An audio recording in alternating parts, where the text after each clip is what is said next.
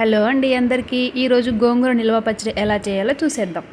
ముందుగా గోంగూరని తీసుకొని కడిగి శుభ్రంగా ఎండలో ఒక రోజంతా ఆరబెట్టాలి. నేనైతే పుల్ల గోంగూర తీసుకున్నా. పచ్చడికి ఎప్పుడైనా సరే పుల్ల గోంగూర అయితే చాలా బాగుండిద్దండి. ఇప్పుడు స్టవ్ మీద ఒక కళాయి పెట్టి దాంట్లో ఒక 4 స్పూన్ల దాకా ఆయిల్ వేసుకొని గోంగూరని బాగా ఫ్రై చేసుకోవాలి.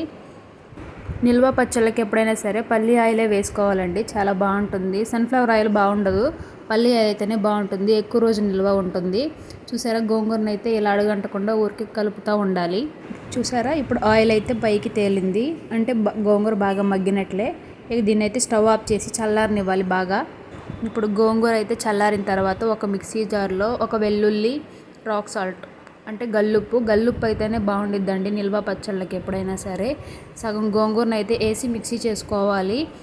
మిక్సీ చేయకుండా కూడా తినేయచ్చు, కాకపోతే ఇలా అయితే బాగుంటుందని నేను ఇలా ట్రై చేస్తున్నాను. చూసే ఇలా మెత్తగా గ్రైండ్ చేసుకోవాలి.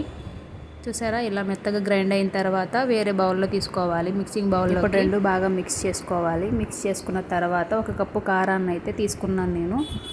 మంట తక్కువ కావాలనుకున్నప్పుడు అరకప్పు తీసుకుంటే సరిపోతుంది. నేనైతే సుమారుగా ఒక అరకిలో అయితే చేస్తున్న గోంగూర పచ్చడి, అందుకే నేను ఒక కప్పు వరకు తీసుకున్నాను. 3 మ్యాంగో మిర్చి కారం అయితే బాగుండిద్ది, నేనైతే అది తీసుకున్నానండి. కారం వేసి ఇప్పుడు బాగా మిక్స్ చేసుకోవాలి. చూసారా, ఇలా కలుపుతూ ఉండాలి. నేనైతే ముందే మెంతులు, ఆవాలు పొడి చేసి పెట్టుకున్నాను, దాన్ని ఒక స్పూన్ వరకు వేసుకొని బాగా కలుపుకోవాలి. చూసారా, ఇలా మిక్స్ చేసుకున్న తర్వాత దీన్ని పక్కకు పెట్టేసుకొని ఇప్పుడు తాలింపు కోసం ఏమేమి కావాలో చూసేద్దాం. ముందుగా స్టవ్ మీద కళాయి పెట్టి దాంట్లో ఒక కప్పు వరకు పల్లి ఆయిల్ తీసుకోవాలి.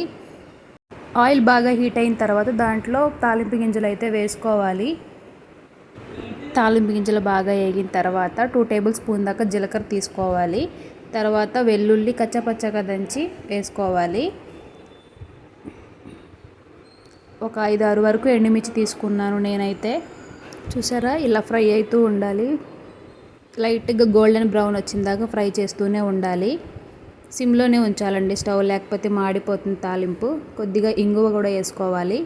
ఇంగువ వేసుకున్నా పర్లేదు, వేసుకోకపోయినా పర్వాలేదు. స్టవ్ ఆఫ్ చేసి దాంట్లో కరివేపాకు కొంచెం వేసుకుంటే తాలింపు చల్లారిన తర్వాత పచ్చడిలోకి అయితే కలిపేసుకోవాలి.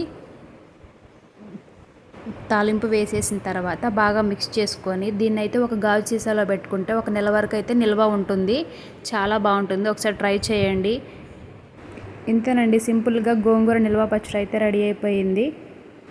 Please subscribe my channel.